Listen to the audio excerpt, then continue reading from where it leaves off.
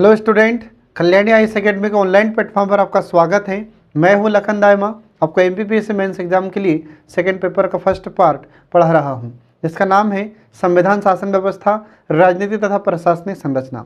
Friend, आज हम आपको पढ़ाने वाले हैं मतदान व्यवहार के बारे में, जो आपके एमपीपीएससी मेंस एग्जाम की दृष्टि से बहुत ही महत्वपूर्ण है। तो चलिए फ्रेंड, इसमें शुरू करते हैं। आज का टॉपिक मतदान व्यवहार। तो मतदान व्यवहार का अर्थ क्या होता है? तो वोट देने वाले जो मतदाता होते हैं उसका व्यवहार किस प्रकार का है, ठीक है। वह किस पार्टी को वोट देता है, किस पार्टी को वोट नहीं देता है, कभी कभी वोट नहीं भी देता है। आ रहा समझ में? तो चलिए इसका अर्थ समझते हैं। इसका अर्थ क्या होता है? तो मतदाता अपने मताधिकार को जिन तत्वों से प्रभावित होकर किसी विशेष उम्मीदवार या राजनीतिक दल को मत देता है या वोट देता है या मतदान नहीं करता है, ठीक है, या किसी लोकतांत्रिक राजनीतिक प्रणाली में चुनाव के संदर्भ में मतदाता का जो व्यवहार होता है उसे ही मतदान व्यवहार कहते हैं। ये आपको ध्यान रखना फ्रेंड। इसकी परिभाषा देखिए, तो कुछ विद्वानों ने इसकी परिभाषा भी दी है। तो किस किस विद्वान ने कौन कौन सी परिभाषा दी है? तो पहले विद्वान का नाम देखिए, इसमें प्लानो एंड रिग्स। तो प्लानो एंड रिग्स, इन्होंने भी मतदान व्यवहार का अर्थ बताया है और इसकी परिभाषा बताई है। तो इन्होंने परिभाषा में बोला है कि सार्वजनिक चुनाव में लोग किस प्रकार वोट देते हैं, इससे संबंधित अध्ययन क्षेत्र ही मतदान व्यवहार है। और इसमें वे कारण भी शामिल होते हैं कि लोग मतदान उसी प्रकार क्यों करते हैं। ये मतदान की परिभाषा इन्होंने बताई है। तो आपसे अगर 3 अंक का क्वेश्चन पूछा जाता है तो आपको इनका नाम लिखकर ये परिभाषा लिखना है, ठीक है। इसके बाद फिर गार्डन मार्शल। तो गार्डन मार्शल क्या कहते हैं देखिए इसमें। तो गार्डन मार्शल ने लिखा है कि मतदान व्यवहार का अध्ययन उन निर्धारकों पर एकाग्र होता है कि लोग एक खास तरीके से क्यों मतदान करते हैं तथा इस बारे में लिए गए निर्णय तक कैसे पहुंचते हैं, इसे मतदान कहते हैं। तो ये परिभाषा दी है किसने? तो ये परिभाषा गार्डन मार्शल ने दी है फ्रेंड, जो आपको ध्यान रखना है, ठीक है। अब इसके बाद देखिए इसमें पॉल एच एपलबी। तो पॉल एच एपलबी ने कहा है कि मतदान व्यवहार व्यक्तियों का सरकार से सीधा संबंध होता है। ये पॉल एच एपलबी ने कहा है मतदान व्यवहार के बारे में। इसके बाद फिर कार्ल जे फ्रेडरिक। तो कार्ल जे फ्रेडरिक की परिभाषा है, मतदान व्यवहार की परिभाषा है कि यह प्रजातांत्रिक शासन को वैधता प्रदान करने की प्रक्रिया में एक साधन होता है। तो इन्होंने ये मतदान व्यवहार की परिभाषा दी है फ्रेंड। तो आपको इन विद्वानों में से जिस विद्वान की परिभाषा जल्दी से जल्दी याद हो सके वह परिभाषा आप इसमें से याद कीजिएगा, ठीक है। अब इसके बाद देखिए कि मतदान व्यवहार को प्रभावित करने वाले कारक। तो मतदान व्यवहार को कौन कौन से कारक प्रभावित करते हैं? तो इसमें देखिए पहला कारक, तो पहला कारक इसमें होता है धर्म, ठीक है।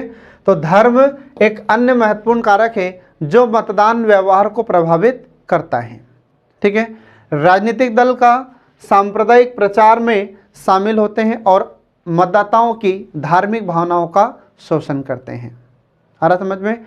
तो जितने भी राजनीतिक दल होते हैं तो राजनीतिक दल सांप्रदायिक प्रचार में शामिल होते हैं और जो मतदाता होते हैं ये और इससे ये धार्मिक भावनाओं का शोषण करते हैं। कई लोग आपने देखा होगा कि धर्म के नाम से या धर्म के आधार पर राजनीति करते हैं, जिससे जो धार्मिक भावनाएं होती है उसका शोषण होता है। इसके बाद फिर अगला आता है इसमें भाषा। तो भाषा के आधार पर राज्यों का पुनर्गठन यह स्पष्ट रूप से भारतीय राजनीति में भाषाई कारक का महत्व दर्शाता है। हमारे भारत में हम देखते हैं कि बहुत सारे राज्यों का गठन भाषा के आधार पर हुआ है। तमिलनाडु में डीएमके तथा आंध्र प्रदेश में टीडीपी जैसे दलों का उदय निश्चित रूप से भाषावाद से ही हुआ है, ठीक है। ये आपको ध्यान रखना फ्रेंड। इसके बाद फिर आगे देखिए इसमें इस क्षेत्र, अगला कारक है इसका क्षेत्र। तो इसका क्या आशय है? तो इसका अर्थ होता है कि उपराष्ट्रीयता की संकीर्ण भावनाएं अनेक राज्यों में क्षेत्रीय दलों के उदय का कारण बनी हैं। सारा समझ में? इसके बाद फिर ये क्षेत्रीय दल क्षेत्रीय अस्मिताओं या प्रतिष्ठाओं, ध्यान रखना अस्मिताओं का अर्थ होता है प्रतिष्ठा, ठीक है, तथा भावनाओं के आधार पर मतदाताओं से मत की अपील करते हैं और कभी कभी अलगाववादी दल चुनाव बहिष्कार की अपील भी करते हैं। तो अलग अलग क्षेत्र में अलग अलग समस्याएं होती है। इसके बाद फिर अगला पॉइंट आता है इसमें व्यक्तित्व, ठीक है। तो दल के नेता करिश्माई व्यक्तित्व भी मतदान व्यवहार को प्रभावित करता है। तो जो भी नेता करिश्माई प्रवृत्ति का होता है, चमत्कारी प्रवृत्ति का होता है, ठीक है, जो मतदाताओं को अपनी ओर शीघ्रता से आकर्षित कर लेता है, ठीक है, तो ऐसे व्यक्ति का व्यक्तित्व भी मतदान व्यवहार को प्रभावित करता है। तो जिस प्रकार पंडित जवाहरलाल नेहरू, इंदिरा गांधी, राजीव गांधी, जयप्रकाश नारायण, अटल बिहारी वाजपेयी तथा नरेंद्र मोदी की ऊंची छवि ने मतदाताओं को उनके दलों अथवा उनके द्वारा समर्थित दलों के पक्ष में मत देने के लिए प्रभावित किया है, ठीक है। जो चमत्कारी नेता होता है, ठीक है, जिसमें लीडरशिप के गुण होते हैं, तो उस व्यक्तित्व से जनता अधिक प्रभावित होती है और उस व्यक्ति को, उस पार्टी को, उस दल को वोट अधिक देते हैं। तो ऐसे हमारे भारत में कुछ चमत्कारी नेता हुए थे जिनके नाम हमने आपको बताए हैं। इसके बाद फिर आगे देखिए इसमें धन। तो मतदान व्यवहार की व्याख्या करते हुए धन या पैसा की अनदेखी भी नहीं की जा सकती, क्योंकि हमारे भारत में जो चुनाव होता है तो चुनावी खर्चों पर सीमा बांधने के बाद भी करोड़ों रुपए खर्च किए जाते हैं चुनाव में, और मतदाता अपने मत के बदले पैसा या शराब या कोई और अन्य वस्तु चाहता है। तो कई बार आपने पेपर में पढ़ा होगा, न्यूज़ चैनल पर देखा होगा कि जब चुनाव होते हैं तो कई राजनीतिक दल के नेता शराब बांटते हुए पाए जाते हैं, पैसा बांटते हुए पाए जाते हैं, और जो मतदाता होते हैं तो वे भी चाहते हैं कि राजनीतिक दल हमें शराब पिलाए, राजनीतिक दल हमें पैसा दे और हम उन्हें फिर वोट दें। तो ये समस्याएं भी हमारे भारत में देखी जाती हैं। इसके बाद फिर अगला आता है सत्ताधारी दल का प्रदर्शन। तो चुनाव के मौके पर प्रत्येक राजनीतिक दल अपना चुनाव घोषणा पत्र जारी करता है, ठीक है। जितने भी दल होते हैं, जब भी चुनाव होता है तो चुनाव के समय में सभी राजनीतिक दल अपना चुनाव घोषणा पत्र जारी करते हैं, जिसमें मतदाताओं से अनेक प्रकार के वायदे किए जाते हैं, और इसी चुनाव घोषणा पत्र के आधार पर सत्ताधारी दल के प्रदर्शन का निर्णय भी किया जाता है। जितनी भी पार्टियां चुनाव लड़ती है, जितने भी राजनीतिक दल चुनाव लड़ते हैं, तो सभी राजनीतिक दल अपनी ओर से घोषणा करते हैं, अपने घोषणा पत्र जारी करते हैं, और जो सत्ताधारी दल होता है वह भी अपने निर्णय का प्रदर्शन करता है, या ये भी फिर अपनी योजनाओं की घोषणा करते हैं कि यदि हमारी पार्टी सत्ता में आती है तो हम ये कार्य करेंगे, ठीक है, अगर हमारी सरकार बनी रही तो आने वाले समय में और हम ढेर सारे कल्याणकारी कार्य करेंगे। तो इस प्रकार के विभिन्न प्रकार के वायदे ये सत्ताधारी दल या फिर जो राजनीतिक दल होता है वो करते हैं। इसके बाद फिर अगला होता है इसमें दलीय पहचान। तो राजनीतिक दलों के साथ निजी एवं भावनात्मक जुड़ाव भी मतदान व्यवहार को अधिक प्रभावित करता है, ये आपको ध्यान रखना है। और जो लोग किसी दल के साथ अपनी पहचान जोड़ते हैं वे कमियों एवं खूबियों के बावजूद भी उसी दल के लिए मतदान करते हैं। आ रहा समझ में? तो कई बार आपने देखा होगा कि जब किसी व्यक्ति को किसी भी दल से जुड़ाव हो जाता है, भावनात्मक रूप से जुड़ाव होता है या निजी रूप से उससे दल से जुड़ा हो जाता है, तो फिर अब उस दल में चाहे नेता अच्छे हो चाहे खराब हो, व्यक्ति उसी दल में वोट देता है, उसी पार्टी को वोट देता है, ठीक है। ये आपने कई बार देखा होगा। इसके बाद फिर आगे देखिए, इसमें अगला पॉइंट आता है विचारधारा, ठीक है। अब विचारधारा तो किसी राजनीतिक दल द्वारा पोषित विचारधारा भी मतदाता के निर्णय को अधिक प्रभावित करती है। कुछ लोग समाज में विचारधाराओं जैसे साम्यवाद, पूंजीवाद, लोकतंत्र, धर्मनिरपेक्षता, देशभक्ति, विकेंद्रीकरण आदि के प्रति प्रतिबद्ध होते हैं, ठीक है। इसके बाद फिर अगला पॉइंट आता है इसमें, ये अगला कारक आता है जाति। तो जातियों का राजनीतिकरण तथा राजनीति में जातिवाद भारतीय राजनीति की महत्वपूर्ण विशेषता रही है। इसका अर्थ क्या हुआ? तो जातियों का राजनीतिकरण मतलब कि हम देखते हैं कि विभिन्न प्रकार की जातियों का अब धीरे धीरे राजनीति में प्रवेश हो चुका है, ठीक है। और राजनीति में जातिवाद यह भी एक महत्वपूर्ण विशेषता बनती जा रही है, या हमारे भारतीय राजनीति की यह भी एक महत्वपूर्ण विशेषता हो चुकी है। ठीक है। तो कई लोगों को आपने देखा होगा कि राजनीति में जाति के नाम पर बहुत सारी योजनाएं चला देते हैं। अनुसूचित जाति के लिए ये योजनाएं, अनुसूचित जनजाति के लिए योजनाएं, अन्य पिछड़ा वर्ग के लिए योजनाएं, ऐसे तमाम योजनाएं चलाते हैं। और इसी प्रकार से जाति के आधार पर भी कई वायदे और घोषणाएं की जाती हैं। ठीक है। तो इसी आधार पर रजनी कोठारी ने कहा है, तो रजनी कोठारी के अनुसार कि भारतीय राजनीति जातिवादी है तथा जाति राजनीतिकृत है। ये इन्होंने कहा है रजनी कोठारी ने। इसके बाद फिर अन्य कारक, तो इन कारकों के अलावा भी और भी अन्य कारक हैं। तो इसमें कौन कौन से कारक हैं जो देखिए इसमें, तो कुछ अन्य कारक भी जो मतदान व्यवहार को निर्धारित करते हैं। तो ऐसे कारक निम्नलिखित हैं। तो कौन कौन से कारक है फ्रेंड, तो इसमें देखिए कि चुनाव पूर्व घटी कुछ राजनीतिक घटनाएं, चुनाव से पहले ही कुछ घटनाएं घटित हो जाती हैं, जैसे युद्ध, किसी नेता की हत्या, भ्रष्टाचार की अपकीर्ति, इस प्रकार की घटनाएं घटित होती हैं। इसके बाद फिर इससे भी मतदान व्यवहार में परिवर्तन आता है। इसके बाद फिर अगला आता है वर्ग। तो वर्ग धनी या निर्धन, इससे भी मतदान व्यवहार में परिवर्तन होता है। इसके बाद फिर अगला आता है परिवार एवं नातेदारी। फिर अगला कारक है उम्मीदवार की उन्मुखता। इसके बाद फिर अगला आता है चुनाव अभियान। ठीक है। आपने देखा होगा कि जब चुनाव पास में आता जाता है, तो जैसे जैसे चुनाव पास में आता है वैसे वैसे जो राजनीतिक पार्टियां होती हैं जगह जगह सम्मेलन आयोजित करती हैं। ठीक है। कई बार आपने देखा होगा कि जो विभिन्न पार्टियां होती है, विभिन्न राजनीतिक दल होते हैं, ये सभी अपने अपने कार्यक्रम आयोजित करते हैं। ठीक है। इसके बाद फिर जो कद्दावर नेता होते हैं ये भाषण देते हैं उसमें। इसके बाद फिर अगला आता है इसमें राजनीतिक परिवार की पृष्ठभूमि होती है। फिर इसमें मीडिया की भूमिका भी होती है। फिर इसके बाद फिर चुनाव के समय की आर्थिक दशाएं, जैसे मुद्रास्फीति, खाद्य की कमी और बेरोजगारी तथा गुटबाजी, ये भी मतदान व्यवहार को प्रभावित करती हैं। इसके बाद फिर अगला आता है आयु, वृद्ध या युवा। इसके बाद फिर लिंग, पुरुष या महिलाएं। ठीक है। इसके बाद फिर अगला आता है शिक्षा, तो शिक्षित या अशिक्षित। इसके बाद फिर अगला आता है बसावट के आधार पर, तो ग्रामीण या नगरीय। तो ये सभी कारक हैं, ये सभी फैक्टर हैं जो मतदान व्यवहार को प्रभावित करते हैं फ्रेंड, जो आपको ध्यान रखना है। अब इसके बाद में मतदान व्यवहार का महत्व क्या है, तो मतदान व्यवहार का कुछ महत्व होता है जो आपको ध्यान रखना है। तो देखिए इसमें मतदान व्यवहार का महत्व, तो पहला महत्व होता है कि यह राजनीतिक समाजीकरण की प्रक्रिया को समझने में सहायक होता है। आ रहा समझ में। तो जो मतदान व्यवहार होता है इससे यह समझ में आता है कि जो राजनीतिक दल होते हैं उनके समाज में कहाँ तक पहुँच है, इससे हमें समझ में आता है। इसके बाद फिर अगला पॉइंट आता है कि यह अभिजात्य को इंग्लिश में कहते हैं एलिट। ठीक है।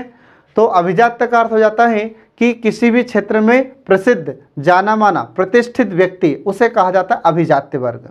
ठीक है। तो अभिजात्य के साथ साथ आम जनों में भी लोकतंत्र के अंतःस्थितिकरण की जांच करने में सहायक होता है। ठीक है, मतदान व्यवहार। इसके बाद फिर अगला आता है, यह क्रांतिकारी मतपेटी के वास्तविक प्रभाव का महत्व बताता है। जो मतदान व्यवहार होता है, तो मतदान व्यवहार हमें यह बताता है कि क्रांतिकारी मतपेटी के वास्तविक प्रभाव का महत्व क्या है। आ रहा समझ में। इसके बाद फिर अगला होता है यहाँ पर कि यह इस बात पर भी प्रकाश डालता है कि चुनावी राजनीति किस हद तक अतीत से जुड़ी है तथा अलग है। आ रहा समझ में। इससे भी हमें पता चलता है।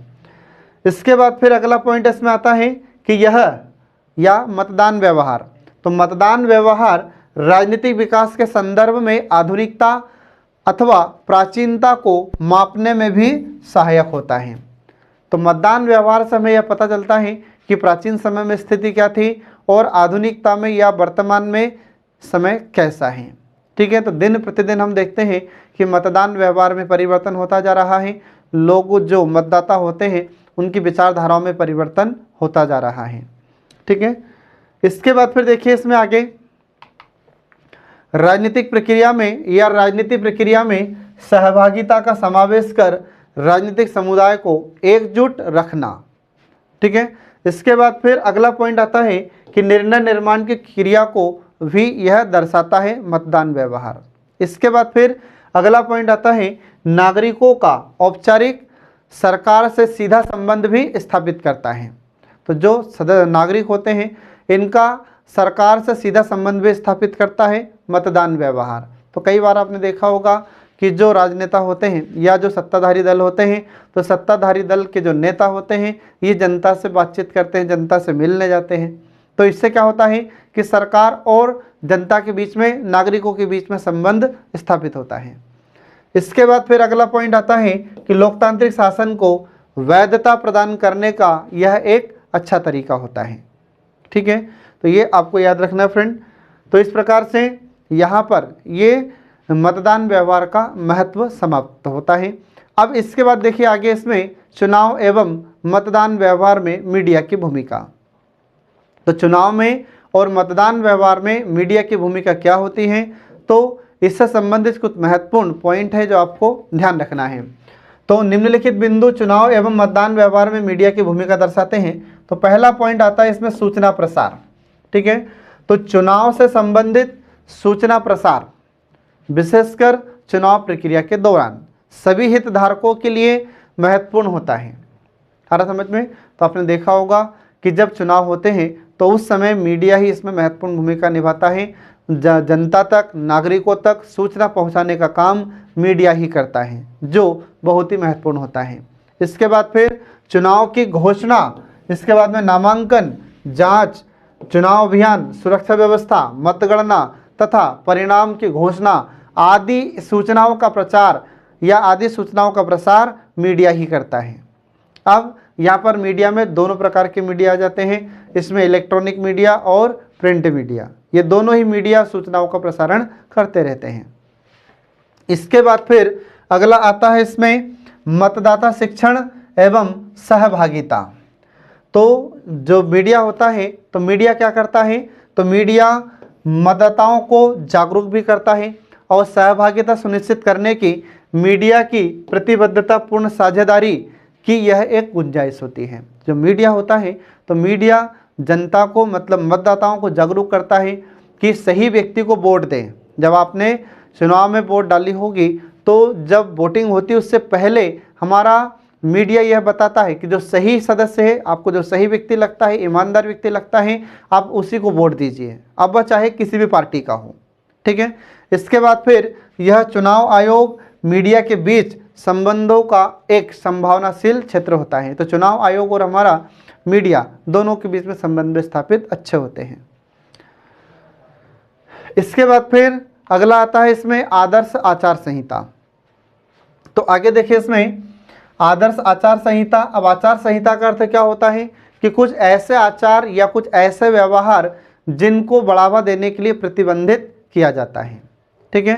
तो देखिए इसमें आज के लोकतांत्रिक एवं राजनीतिक परिदृश्य में एक वॉचडॉग या प्रहरी के रूप में मीडिया की भूमिका महत्वपूर्ण रही है। सारा समझ में, ये आपको ध्यान रखना है फ्रेंड। इसके बाद फिर मीडिया पेशीबल एवं धनबल की घटनाओं को फौरन उभारता है। इसका अर्थ क्या हुआ, तो इसका अर्थ ये है कि जहाँ पर जैसे पैसे से वोट खरीदी जाती है तो उसको भी उजागर करता है, या फिर अगर कोई व्यक्ति जनता पर, नागरिकों पर दबाव बनाने की कोशिश करता है तो उसको भी मीडिया उजागर करता है। ठीक है, ये आपको ध्यान रखना है। और मतदाता को नैतिक एवं प्रलोभन रहित मतदान के लिए जानकारी देता है, शिक्षित करता है मीडिया। हमारा मीडिया बताता है मतदाताओं को कि आप किसी के लालच में ना आए। अगर आप कोई व्यक्ति या कोई भी प्रत्याशी आपको पैसे देकर वोट मांगता है तो ऐसे लोगों को आप वोट न दें। इसके लिए भी मीडिया शिक्षित करता है, मीडिया जागरूक करता है। यह आदर्श आचार संहिता के उल्लंघन के मामलों को भी ला सकता है, जैसे घृणा प्रसार वाले भाषण तथा मतदाताओं को प्रभावित करने वाले आधारहीन या अप्रत्याशित आरोप। तो इन सभी को उजागर करने में, इन सभी को बताने में हमारा मीडिया महत्वपूर्ण भूमिका निभाता है। इसके बाद फिर अगला आता है चुनाव कानूनों का पालन। तो चुनाव आयोग मीडिया का नियमन नहीं करता, ठीक है। जो चुनाव आयोग होता है यह मीडिया को रेगुलेट नहीं करता है, मीडिया को आदेश नहीं करता है, ठीक है। तो ये मीडिया का नियमन चुनाव आयोग नहीं करता, लेकिन उस पर कुछ कानूनी प्रावधानों एवं न्यायालय के आदेशों का पालन करने का भी दायित्व होता है और इसका संबंध मीडिया से अथवा उसके कामकाज के कुछ पक्षों से अवश्य होता है। तो मीडिया भी जब काम करता है तो इस पर भी हमारा चुनाव आयोग निगरानी रखता है, ठीक है। ऐसा नहीं है कि मीडिया को अगर स्वतंत्रता है बोलने की तो कुछ भी सूचनाएं जनता को दे रहे हैं, इस प्रकार की सूचनाएं भी प्रसारित नहीं की जा सकती, ठीक है। इसके बाद फिर अगला आता है इसमें कि चुनाव के दौरान मीडिया उपस्थित और हर स्तर पर सक्रिय रहता है, ठीक है। और इसका मतलब है कि मीडिया को भी चुनाव कानूनों का पालन करना पड़ता है, ठीक है। तो जो मीडिया भी सूचनाओं का प्रसारण करता है तो वह चुनावी कानून या चुनाव के कानून होते हैं उनके भी नियमों का पालन इसे करना पड़ता है। उन कानूनों के दायरे में रहकर, सीमा में रहकर इसे सूचनाओं का प्रसारण करना पड़ता है, ठीक है फ्रेंड, ये आपको ध्यान रखना है। इसके बाद कुछ कानून बनाए गए हैं, तो वे कौन कौन से कानून हैं? तो देखिए इसमें पहला कानून है कि जनप्रतिनिधित्व अधिनियम 1951 की धारा 126। यह धारा चुनाव सामग्री के सिनेमेटोग्राफी, टेलीविज़न और अन्य ऐसे उपकरणों के माध्यम से चुनाव संपन्न होने के 46 घंटों के अंदर प्रदर्शित करने से रोकती हैं। इसके बाद फिर दूसरा आता है कि जनप्रतिनिधि अधिनियम 1951 की धारा 126A। यह एग्जिट पोल तथा उनके परिणामों के प्रसार पर प्रथम चरण के चुनाव शुरू होने के पहले और अंतिम चरण के चुनाव संपन्न होने के आधा घंटा बाद तक की अवधि पर रोक लगाता है और यह सभी राज्यों एवं केंद्र शासित प्रदेशों के लिए होता है। ये आपको ध्यान रखना है फ्रेंड। इसके बाद फिर अगला कानून आता है कि जनप्रतिनिधित्व अधिनियम 1951 की धारा 127 का खंड ए। इसमें क्या लिखा है?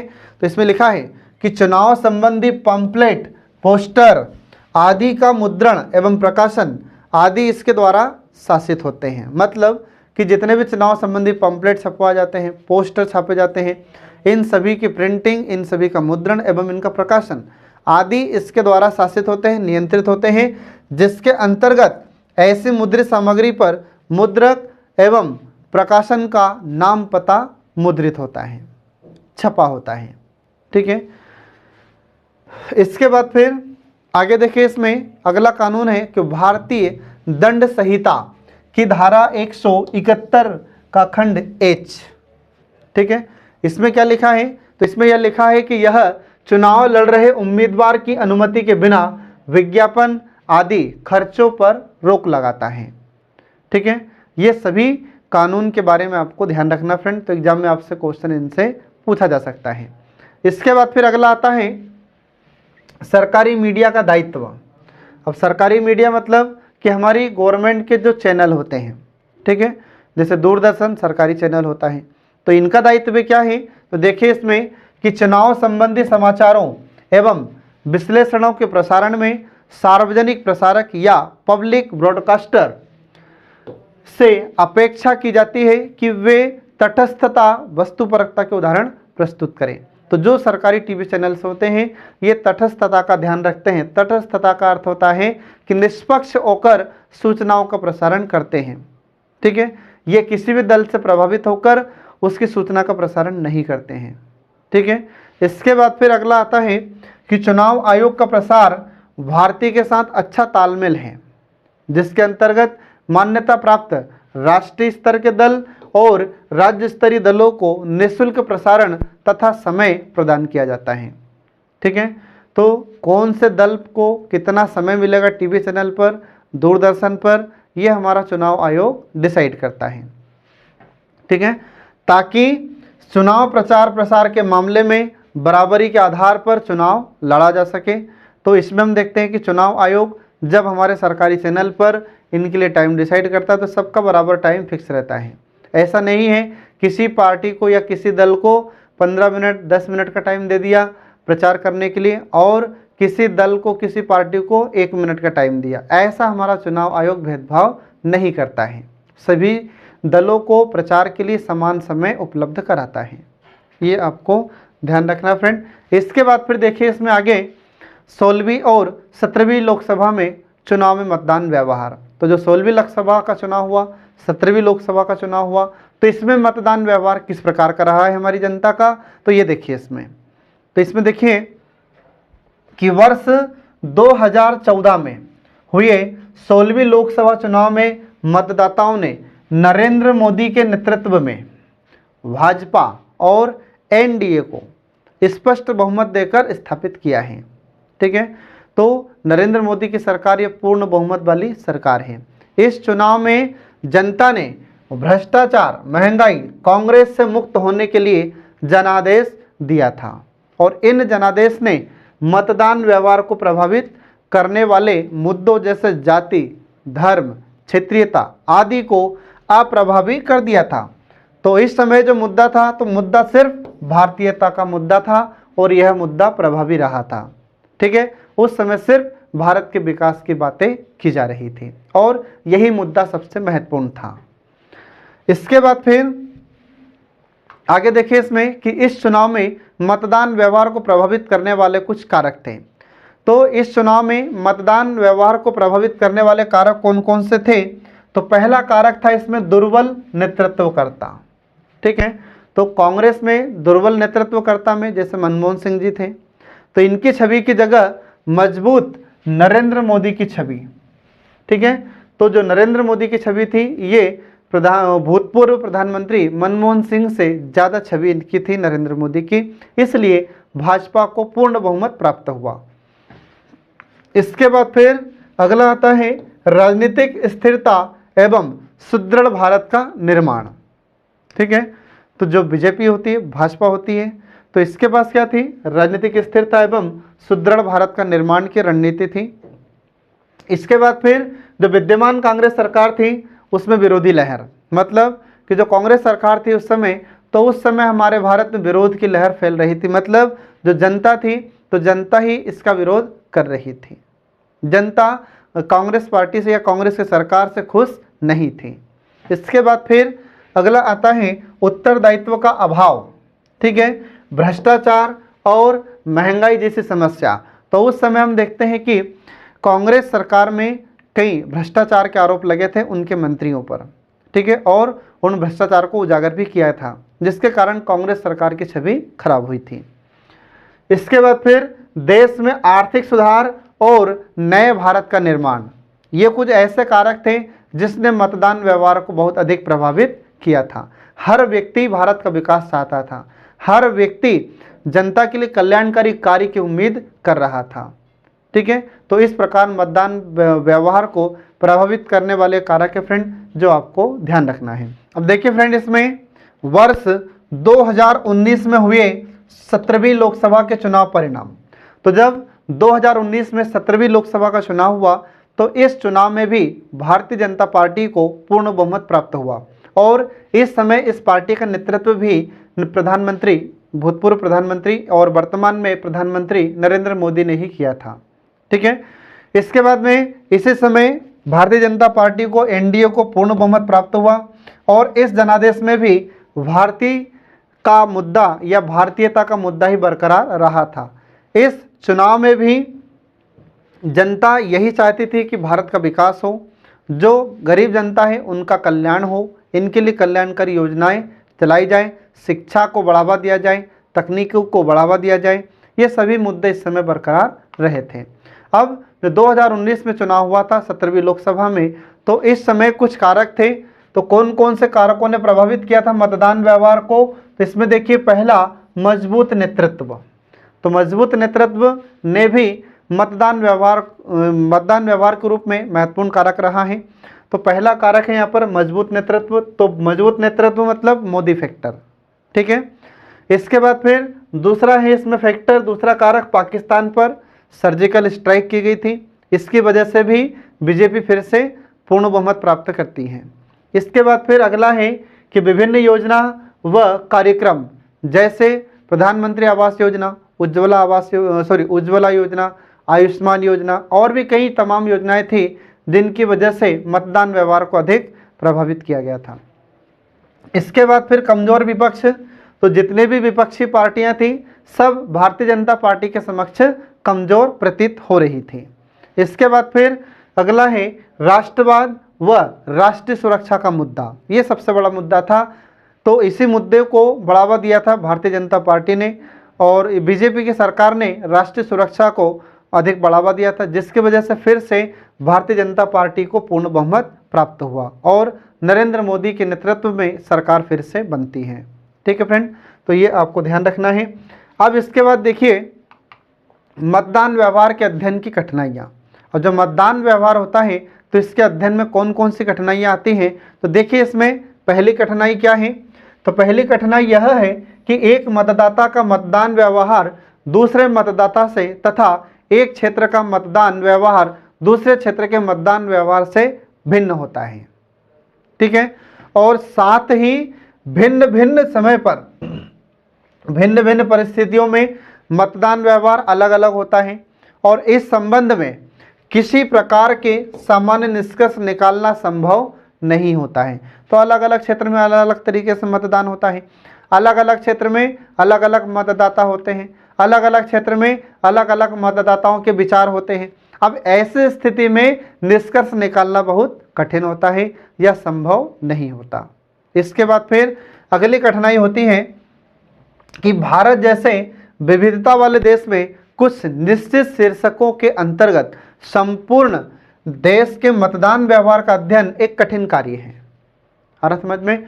और किन क्षेत्रों का अध्ययन किया जाए और किन शीर्षकों के अंतर्गत यह अध्ययन किया जाए, ये बड़ी समस्या होती है, जिसके कारण मतदान व्यवहार के अध्ययन में कठिनाइयाँ होती हैं। इसके बाद फिर अगला पॉइंट आता है इसमें कि जिन व्यक्तियों का साक्षात्कार लिया जाता है उनमें से अनेक अध्ययनकर्ताओं के प्रश्नों का सामान्यतः सही उत्तर नहीं दे पाते हैं और जो व्यक्ति उत्तर देने की क्षमता भी रखते हैं तो वे भी जानबूझकर ठीक ठीक उत्तर नहीं दे पाते हैं। आ रहा समझ में? इसके बाद फिर अगला पॉइंट आता है इसमें कि एक ही समय में बड़े क्षेत्रों में साक्षात्कार लेना असंभव होता है। आ रहा समझ में? अब भारत इतना बड़ा देश है, इसमें एक साथ में बड़े क्षेत्रों में साक्षात्कार लेना, इंटरव्यू लेना बड़ा मुश्किल होता है और अगर यह कार्य संपन्न हो भी जाए तो उसकी वैधानिकता को प्रमाणित नहीं किया जा सकता। इसके बाद फिर अगला पॉइंट आता है कि मतदान व्यवहार के निष्पक्ष तथा वैधानिक अध्ययन हेतु यह आवश्यक है कि एक साक्षात्कार अपने आप को पूर्णतः पूर्वाग्रहों एवं मूल्यों से दूर रखें। आ रहा समझ में? तो ये फ्रेंड किसके लिए, तो कठिनाइयाँ हैं मतदान व्यवहार की जो आपको याद रखना है। तो एग्जाम में आपसे जैसा क्वेश्चन पूछा जाए वैसा आपको आंसर लिखना है। यदि आपसे मतदान व्यवहार की कठिनाइयाँ पूछी जाए तो आपको कठिनाइयाँ लिखना है, ठीक है। अगर कारक पूछे जाते हैं तो कारक आपको लिखना है। इससे 3 नंबर में क्वेश्चन पूछा जा सकता है और 5 नंबर में भी आपसे पूछा जा सकता है और 11 नंबर का क्वेश्चन भी इससे पूछा जा सकता है। तो जैसा आपसे क्वेश्चन पूछा जा रहा है उस प्रकार से आप आंसर लिखिएगा, ठीक है फ्रेंड। तो इस प्रकार से यहाँ पर आज का हमारा टॉपिक समाप्त हो जाता है। तो आई होप आप लोग इसको बहुत अच्छे से समझ गए होंगे। तो नेक्स्ट वीडियो हम जल्दी से जल्दी आपके लेकर प्रस्तुत होंगे। तब तक के लिए पढ़ते रहिए, देखते रहिए हमारे कल्याणी आईएएस एकेडमी के सभी वीडियोस जो आपको एमपीपीएससी मेंस एग्जाम में सफलता दिलाने में महत्वपूर्ण भूमिका अदा करते हैं। Thanks for watching.